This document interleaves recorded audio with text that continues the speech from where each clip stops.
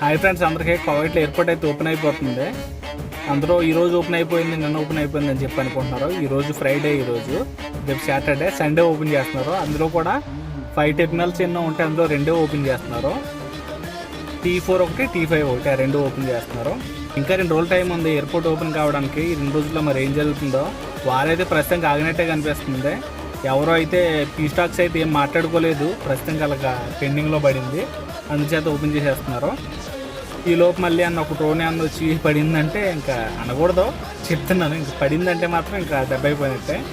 ఇది ఇలా ఉండగా ఇక్కడ కువైట్ రావాల్సిన వాళ్ళకి కొంతమందికి ఇది వీసాలో టైం పెంచారని చెప్పి అన్నారు కదా, అదైతే పెంచలేదంట. అఫీషియల్గా కూడా పెంచలేదు.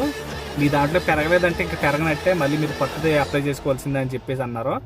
నెక్స్ట్ మళ్ళీ సివిల్ ఐడి ఉన్నది కదా, సివిల్ ఐడి ఉన్న వాళ్ళు 5 మంత్స్కి ఎంత పెంచారంట, వాళ్ళైతే వచ్చేయచ్చు. కొత్తగా వీసా తీసుకున్న వాళ్ళకైతే మాత్రం ఇంకా లేదు. ఇంకా మళ్ళీ ఆల్రెడీ ఇది మనకి ఇక్కడ నుంచి స్పాన్సర్ ఇచ్చిన వాళ్ళు ఉంటాయి కదా, ఆ స్పాన్సర్ మళ్ళీ ఇక్కడ ఆఫీస్కి వెళ్ళి మళ్ళీ కొత్తదే, రెన్యువల్ కూడా కాదు, కొత్తదే అప్లై చేయాలంట. ఇంకంతే, తప్పదు. ఫ్లైట్లు అయితే సండే నుంచి మొదలవుతున్నాయి. మరి ఈ లోపు ఏం జరగకుండా అంతా మంచిగానే ఉందంటే ఒక ఇబ్బంది లేదు.